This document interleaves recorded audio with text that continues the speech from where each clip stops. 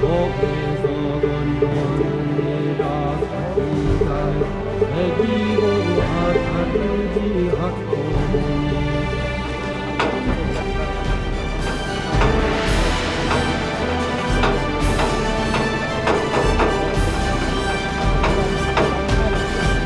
불을 피워서 소원을 전달하고 기원을 성취하는 그러한 인도 전통 종교에서부터 시작해서 불교로 수용돼서 우리나라에 계속 내려오다가 지금은 어떻게 보면 조선시대 때 숭유 억굴 정책 시절에 좀 끊어진 그러한 종교 의식이에요.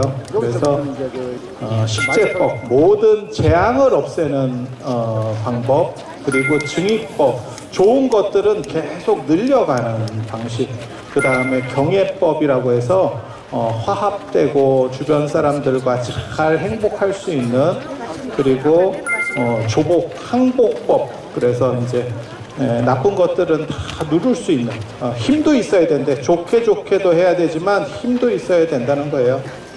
그래서 여러분들이 이런 뜻깊은 법회, 아마 조계종에서는 본사 규모로 이렇게 크게 이루어지는 것은 처음일 겁니다. 그래서 여러분들께서 이렇게 참여하시는 자체가 공덕이 되고 복덕이 된다라는 생각을 해봅니다.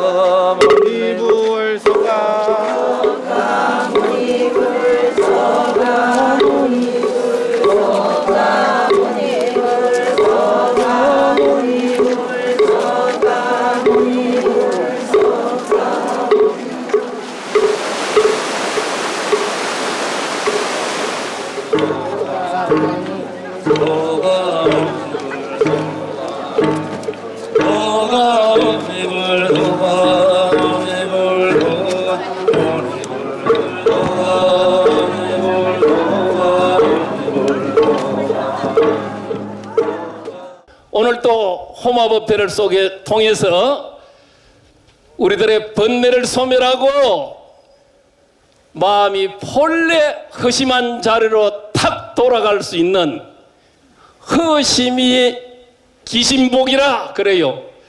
마음을 비우면은 귀신도 어떻게 할 수 없고 조복당한다는 거예요. 그래서 우리가 쉼없이 건강경을 독송하는 이유도 아상인상 중생상이 사라지면은 그게 빈 마음이요. 그 속에 우리는 복회가 구족되고 또 귀신도 어떤 액난도 범할 수 없는 건강반야 바라밀과 같은 이런 건강의 진리를 정득하고 어디에도 어떤 바람에도 어떤 액랑에도 흔들리지 않고 우리가 세상을 이 사바세계를 여법히 오복을 갖추면서 살아갈 수 있는 이런 힘이 거기에 나온다는 거예요. 오대산이 한이롭죠? 여러분의 마음이 또한 한이로워집니다. 이 한이로운 마음으로 이 어려운 세상 한이롭게 만드는 여러분이 되시기를 바람하지 않습니다. 다 건강하시고 복회가 부족한 여러분이 되시기를 기원드립니다.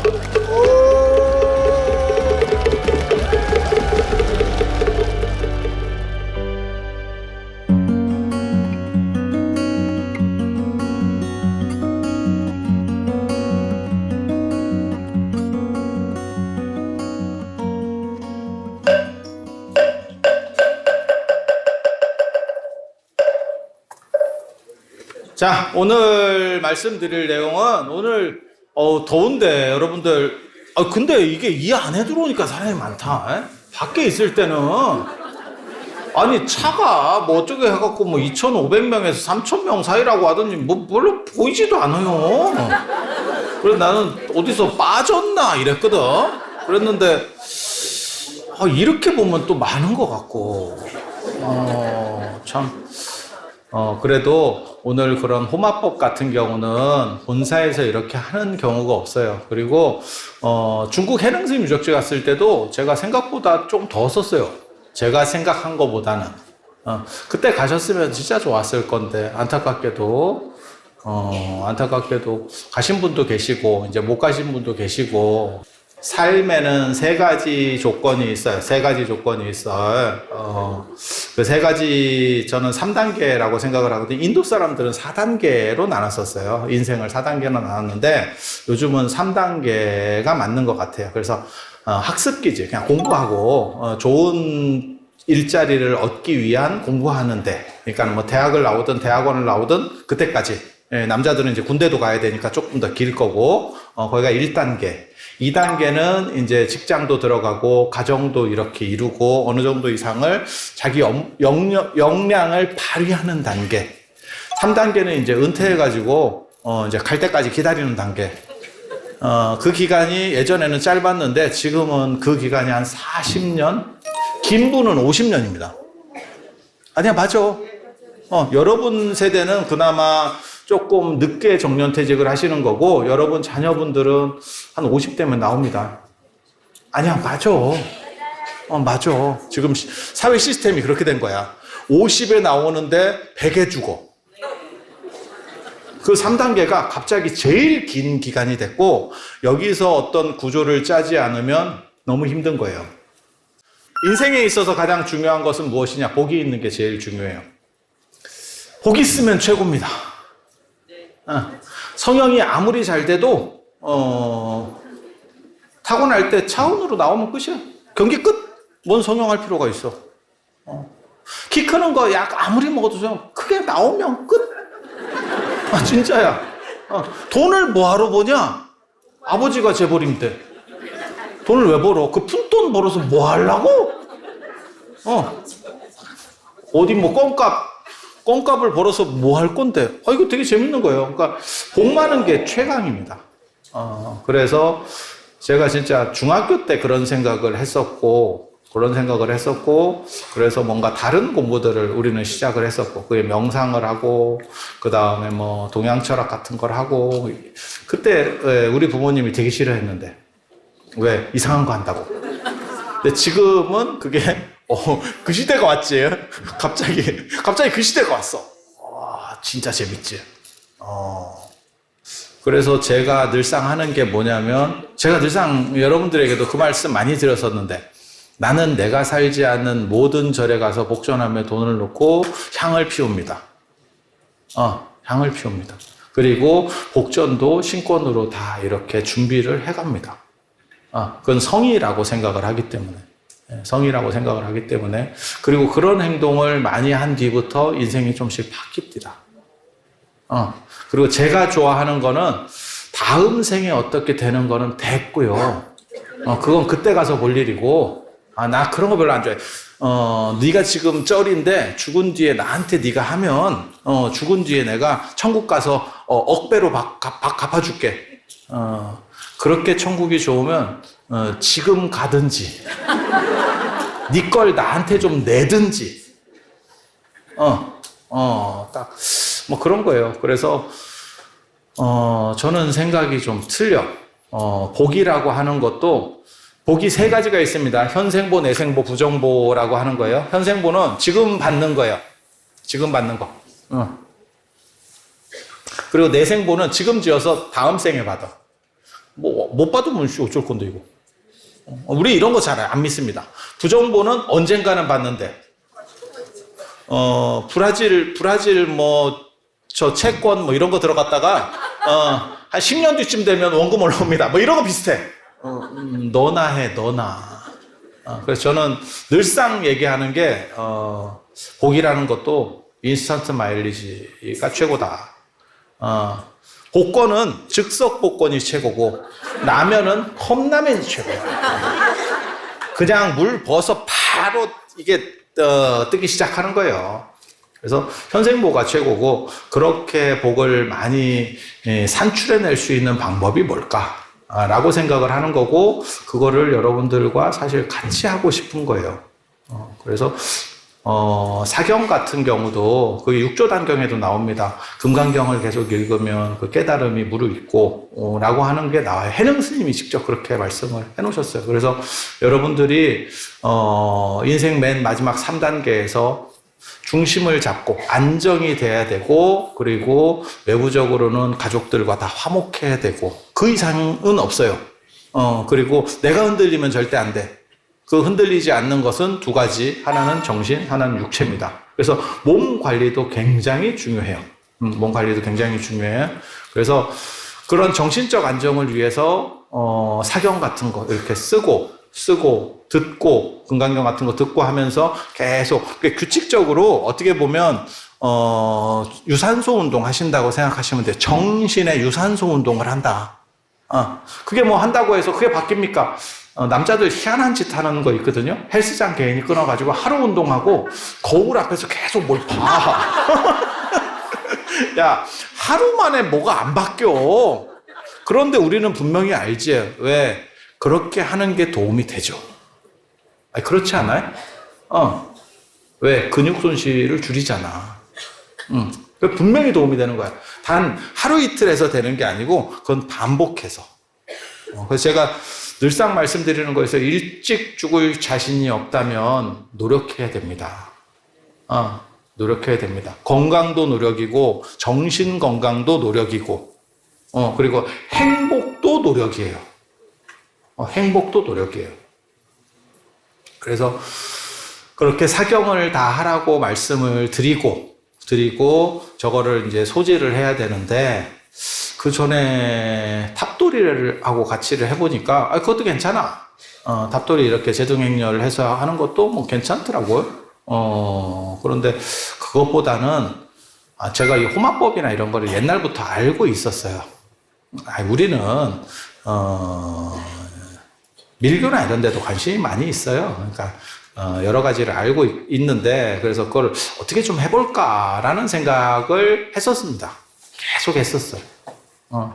그런데 이게 한국에서는 맥이 끊어졌고, 조선시대 때 맥이 끊어졌고, 이 호마법이 불을 통해서 기원을 끌어올리고, 향 피우는 것도 마찬가지예요. 향 피우는 것도 향에 두 가지 기능이 있어요. 냄새라는 기능, 향기라는 기능, 그것이 신을 즐겁게 한다. 이거 이집트에서부터 시작되는 거예요. 그리고 연기를 통해서 그 뜻이 전달된다.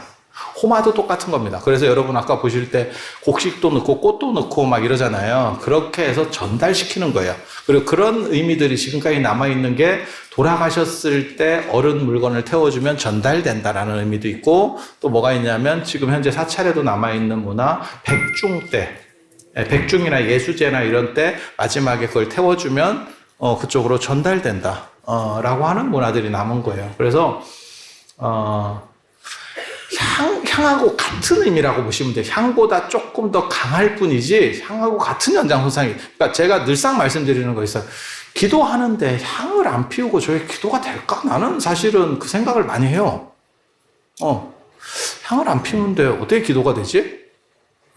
그래서 저는 향을 피워야 기도가 된다고 생각하는 사람이에요. 향문화가 그 부처님 당시부터 있었습니까? 이렇게 말하는 사람들이 있어요. 있었어.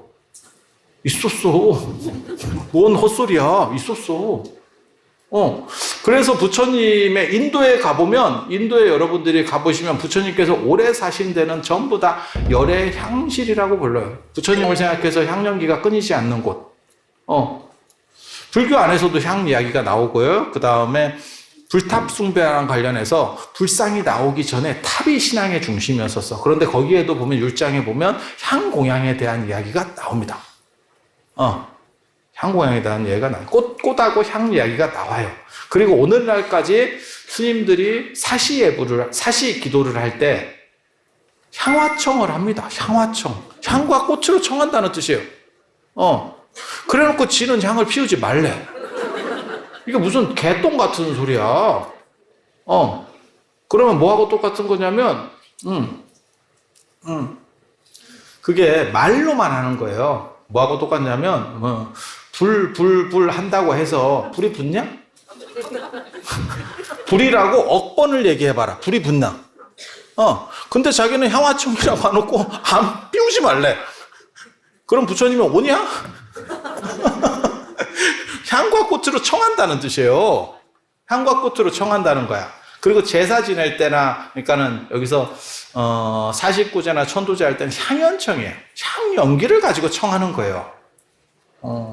그래서 그렇게 내려왔던 거고, 그게 유교에도 반영이 돼서 모든 제사의 앞에 향이 들어가는 거예요. 그래서 향문화 굉장히 중요한 거예요. 그러니까 향은 생략 대상이 아니다. 라고 내가 늘상 얘기하는 거예요. 그러니까 초는 생략 대상이에요. 왜냐면 그건 밝히는 거거든? 전기 쓰면 되잖아. 대체. 향은 뭘로 대체할래? 그래서 저 같은 경우가 지금 꼭 이제 집에서 요즘은 이게 한옥 건물은 환기가 잘 되기 때문에 연기나 이런 데에 대한 별 그게 없어. 근데 일반 아파트나 이런 데서는, 원룸이나 이런 데서는 사실은 연기에 대한 거부감이 있는 분들도 있어. 그래서 제가 뭘 만들려고 하냐면 향기 캡슐을 만들어서 대체해서 쓸 수 있게, 연기는 없고 기도 시간에 터트리면 한 1시간 정도 향이 유지가 되게. 별로 어렵지 않아. 향 캡슐을 만들어 가지고 이렇게 기도할 때 한번 싹 누르면 그 탁 터지고, 그럼 기도하고, 방향제까지 아예 딱 쓰게, 그런 생각을 하고 있어요. 왜? 생략할 수 없기 때문에 대체제를 만들려고 하는 거예요. 그런데 이제 스님들은 되게 놀라운 게, 생략할 수 없는 건데도 불구하고 자기가 불편하면 없애, 그거를. 그러니까 세상에는 없앨 수 있는 게 있고, 없애면 전체가 무너지는 게 있다니까? 그러니까 이런 건물의 기둥들 봐봐. 이 중간 기둥이나 이런 것들은 사실 조금 없어도 하나 정도 빠져도 괜찮을 거야. 없어도 되는 게 있고, 중심 기둥에 걸리잖아요? 그걸 빼면 산풍 됩니다. 산풍이 됩니다. 제가 볼 때 향은 중심 기둥이에요. 중심 기둥이에요. 그래서 제사나 모든 동아시아 종교의례에 다 들어가 있는 거예요. 그래서, 그리고 호마법도 사실은 좀 확장판의 향문화라고 보셔도 큰 문제가 없습니다. 그리고 이 밀교가 되게 재밌어요. 이제 호마법 같은 경우는 밀교를 해서 4가지, 이게 인도니까 4가지예요. 제가 늘상 얘기하잖아요. 이게 사진법 체계라고. 인도는 사진법을 썼기 때문에 사가 들어간다고. 그래서 증익, 그 다음에 식재, 재앙을, 일본이 재앙을 소멸하고, 모든 나쁜 것들은 다 없애버리고, 그 다음에 증익, 좋은 것들은 다 늘려주고. 그거 되게 좋은 거 아니에요? 식재하고 증익이 부처님 말씀으로 얘기하면 딱 그거지. 부처님께서 그 말씀 하시거든요. 제가 늘상 얘기하는 거예요. 불교 얘기할 때. 불교를 믿으면 뭐가 좋으냐? 아직 생기지 않은 좋은 것들은 생겨나고, 이미 생긴 좋은 것들은 늘어나고, 이미 생긴 나쁜 것들은 줄어들고, 아직 안 생긴 나쁜 거는 생기지 않는다. 이거 사실 조금 복잡한 것 같아도 햇빛 쪽으로 가면 어두움이 사라진다. 딱 그거예요. 딴 거 없어. 밝은 쪽으로 가니까 어두움은 줄어드는 거지. 이건 맛보기니까. 그렇게 생각하시면 돼요. 별로 어려울 거 하나도 없어. 그래서 식재하고 증익, 재앙을 소멸시키고 그 다음에 이익을 증대시킨다는 건 딱 그거예요. 그리고 경애라고 하는 것은 경애한다.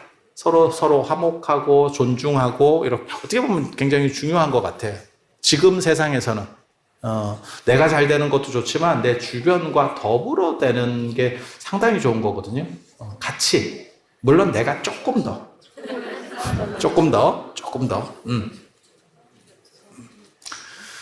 그리고 맨 마지막에 이제 그게 이제 밀교죠. 항부법. 조복시키는 거예요. 밀교의 특징은 현교는 일반 대승불교하고 밀교하고 그 차이가 뭐냐면 일반 대승불교는 좋은 게 좋은 거라고 좋은 것만 얘기해줘. 그러면 이 사람이 안 할 수도 있어. 그래서 밀교 같은 경우는 항복, 조복 이런 게 나오는 것도 사실은 그러한 어떻게 보면 강제적으로라도 끌고 가겠다. 좋은 대로 끌고 가겠다라고 하는 거예요. 그래서 여러분들은 좋은 에너지들을 많이 받고 혹시라도 잘못했을 때 여러분들이 강제로라도 잘 진행될 수 있도록 해주는 게 그런 밀교의 안전장치라고 보시면 돼요. 그러니까 나쁜 게 아니고 나쁘게 겁을 주는 게 아니고 좋은 쪽으로 인도하기 위해서 겁을 주는 것. 밀교 의식에 있는 거고, 그리고 불이 굉장히 중요하잖아요. 지금 보시면 아시겠지만, 그래서 그 불을 통해서 정화가 되고, 부처님께서 제자들에게 말씀하실 때, 그러니까 스님들에게 말씀하실 때는 탐진치의 불이 다 삼독의 불이 꺼지고 깨달음을 얻고 해탈하는 그런 것들이 좋은 거고, 여러분들은 좋은 방향으로 타올라서 불이 왜 나쁜 거예요? 칼날이 날카로운 게 왜 나쁜 거예요? 좋은 쪽으로 쓰면 언제나 좋은 거예요. 아니, 그렇지 않아? 여러분들은 그렇게 가야 승승장구하면서 행복한 거야. 내가 이 나이에 뭔 승승장구를 합니까?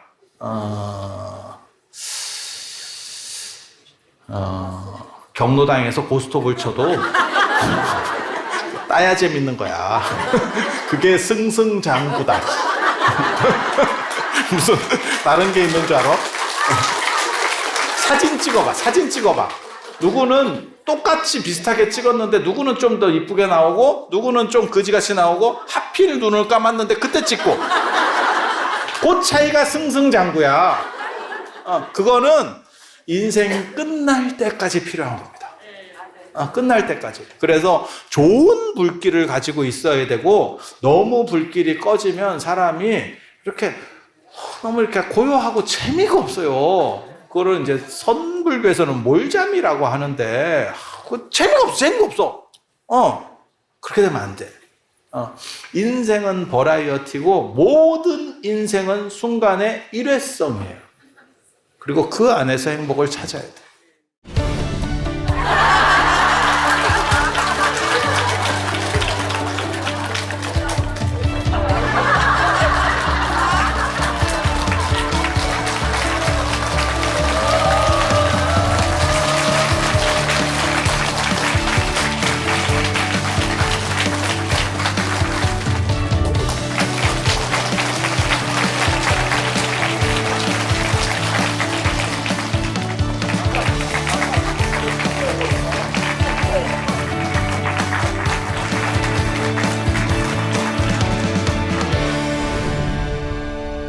인생 말년에 있어서 가장 중요한 것 중에 하나가 추억 만들기라고 하는 부분이 있습니다. 그래서 여러분들께서 많이 동참해 주실 수 있는 프로그램들을 많이 만들어낼 거니까 원하시는 분들은 원하시는 대로 하시면 되겠습니다.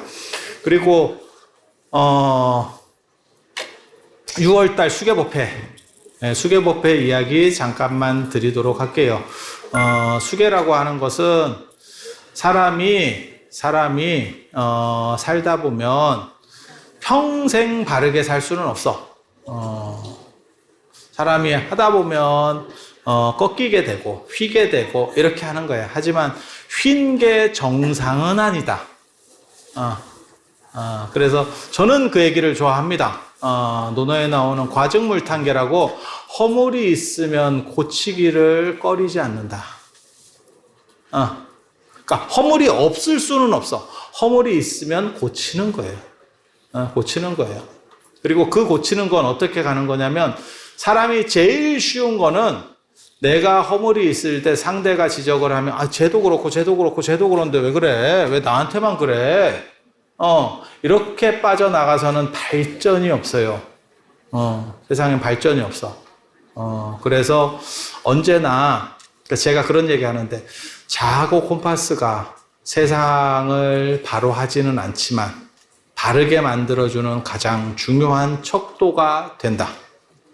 그래서 실제로 임금이 무언가를 할 때 자하고 콤파스 이야기들이 나옵니다. 그래서 뭐 금척을 받았다는 둥, 그 다음에 복희 씨나 여화 씨가 자하고 콤파스를 들고 있는 거 어떤 기준을 정한다라고 하는 거예요. 그래서 여러분들께서 평생 반듯하게 살 수는 없지만 그때그때마다 언제나 바르려고 노력을 하고 그러한 노력 중에 가장 우리가 많이 하는 게 초하루보름이에요. 절에서는 가장 많이 하는 게 초하루보름. 그래서 달이 차고 기우는 어떻게 보면 약간 시작점과 중간점에서 나를 좀 바로 세우는 그리고 한국 사람들이 그런 문화들이 계속 있죠. 그게 어떻게 보면 새해 신년맞이도 그런 거고 그 다음에 새로운 계획도 세우고 정초기도라고 하는 것도 그런 거고 그래서 그런 식의 일환 중에서 불교적으로는 가장 센 게 수계의식이에요. 수계의식.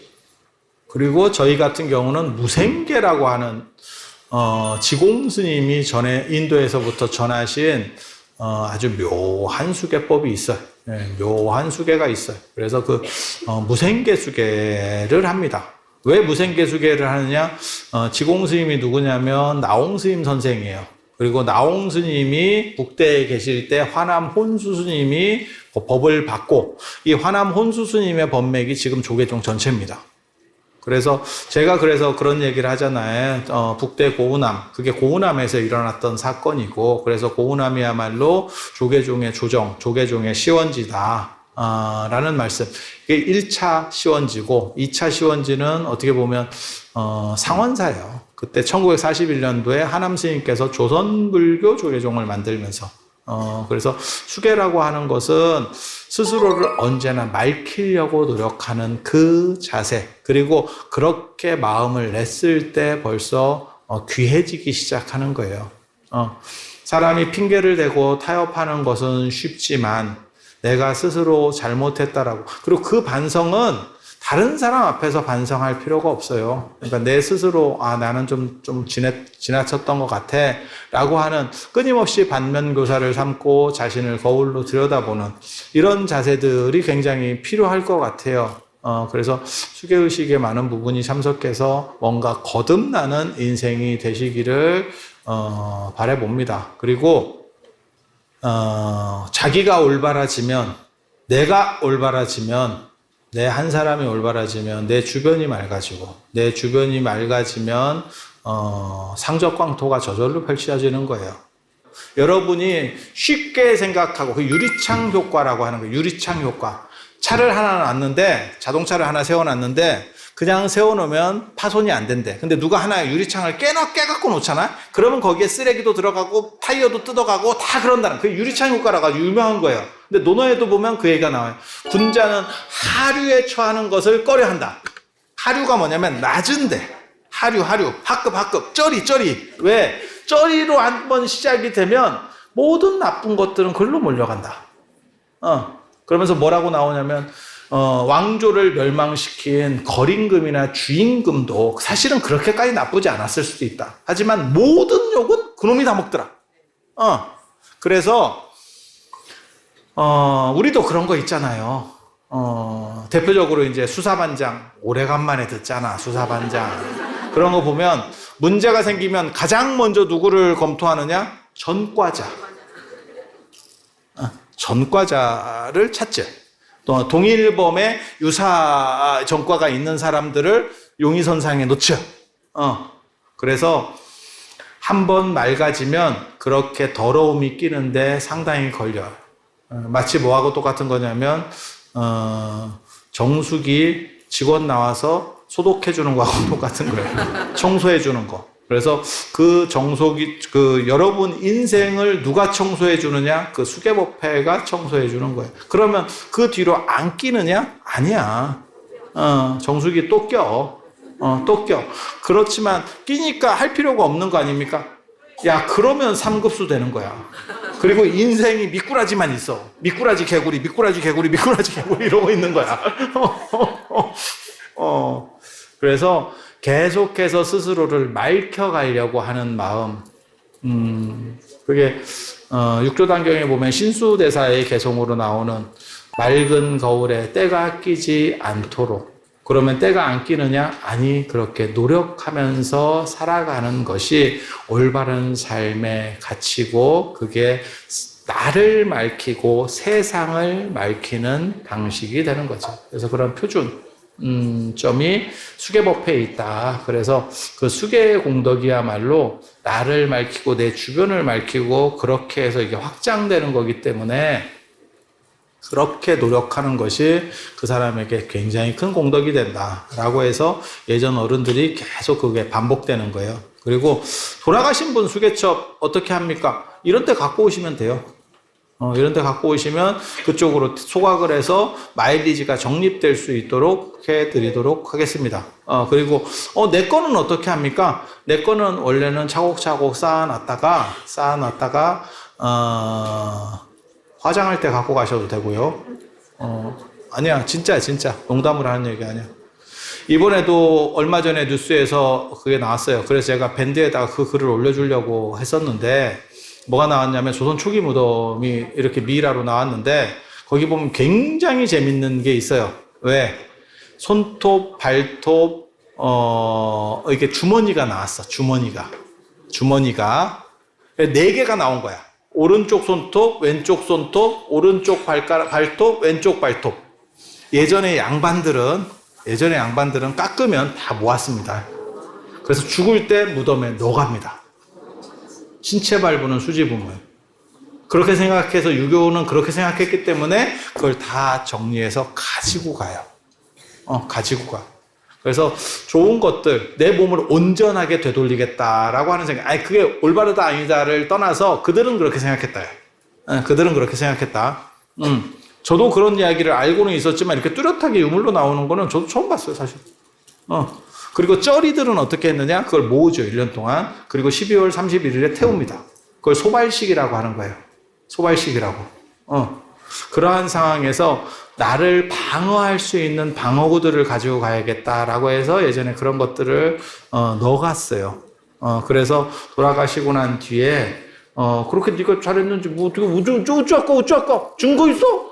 여기 있네 이러면서 보여. 아 진짜야. 그래서 수계첩이나 이런 거 갖고 갔었어. 농담으로 하는 얘기 아니에요. 농담으로 하는 얘기 아니에요. 그래서 제가 예전에 저를 이렇게 잘 따르시던 보살님이 계셨는데 그분이 암으로 돌아가실 때 제가 맨 마지막에 뭘 줬냐면 제가 입던 가사를 줬어요. 가사를 줬어. 근데 그 양반이 이제 돌아가시기 전에 계속 비고 있었고, 아니 이게 가사가 주기적으로 바꿉니다. 우리가 자 봐봐, 내가 놀라운 거 보여줄까?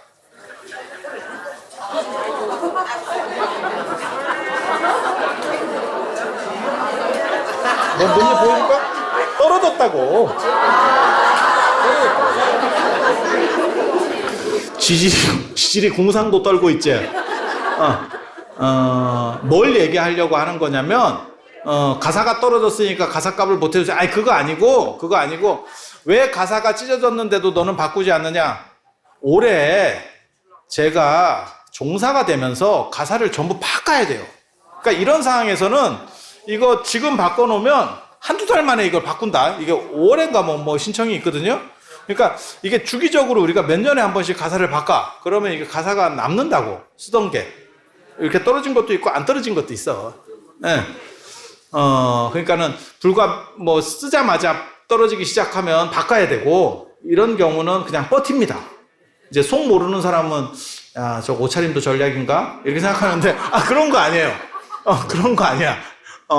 그렇게 해서, 그렇게 남는 가사들이 있어. 그래서 그분한테 드렸더니 계속해서 이렇게, 제가 뭐라고 얘기했냐면, 비고 자라 이랬거든. 그래서 비고 자다가, 어떻게 할까요? 맨 마지막에 물어봐서 내가, 화장하는데 같이 넣어서, 관에다가 넣어서 보내드려라. 원래는 그걸, 관 위에다가 덮고 뭐 이렇게도 하는데, 요즘은 그렇게 잘 안 돼. 그게 화장터에서 그렇게 안 해줘. 승인 안 나. 그래서, 넣어라. 이렇게 해서 넣었었어요. 넣었었어. 그래서 마지막 방어 기제들을, 야, 생각을 해봐. 내가 외국 여행에 지금 외국 여행 갔다가 내가 낙오가 됐어. 그것도 굉장히 힘든 거고, 유학을 가야 돼. 그러면 굉장히 힘든 거야, 사실은. 왜? 물설고 낯선 데서, 자, 내가 어떻게 살았까? 이렇게. 죽은 거는 뜬금없는 유학이다. 왜 갑자기 이게 시작됐지? 이 경기가 왜 갑자기 시작됐지? 이렇게 생각하는 거야. 내가 이거 눈 감았더니, 야, 이거 생각지도 못하게 내가 갑자기 무슨 과테말라에서 살게 됐네? 이런 것보다 더 심한 거야, 지금.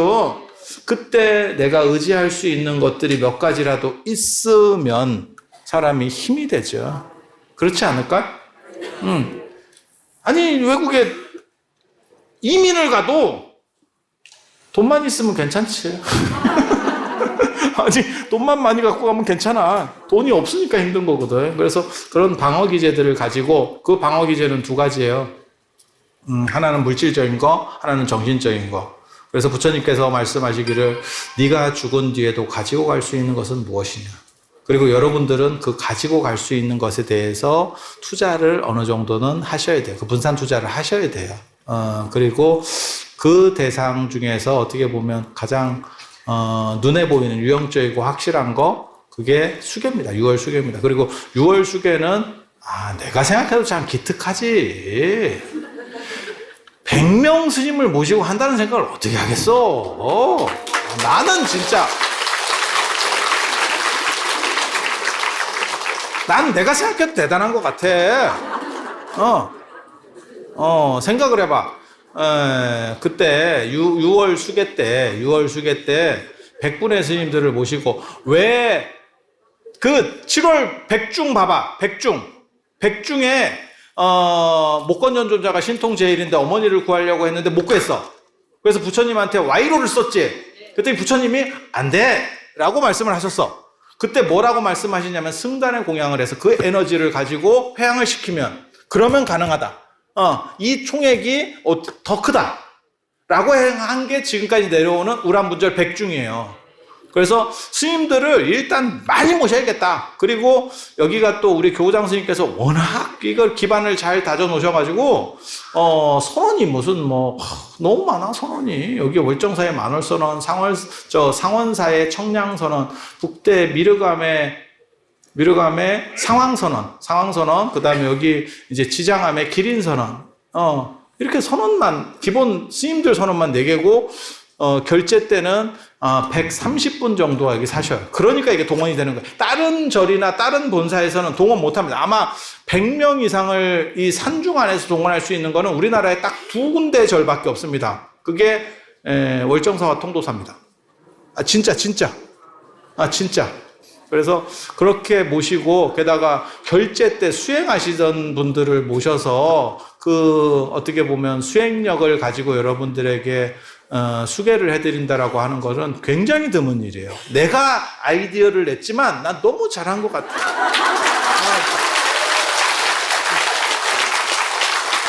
그래서 그런 자리에 여러분들이 꼭 오셔서 참석하시면 잘 장엄한 이런 대중의 힘이라고 하는 거를 느끼실 수 있을 겁니다.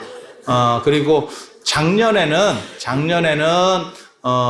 탑을 수리를 하는 바람에 가려놔서 적광전을 보고 못했는데 올해는 적광전을 보고 정자세로 해서 계획을 세우고 있습니다. 그래서 많은 분들과 더불어서 동참하셔서 좋은 이익과 과보 그리고 부처님의 가피와 행복을 누리실 수 있었으면 하는 바람을 가져보면서 이상 마치도록 하겠습니다.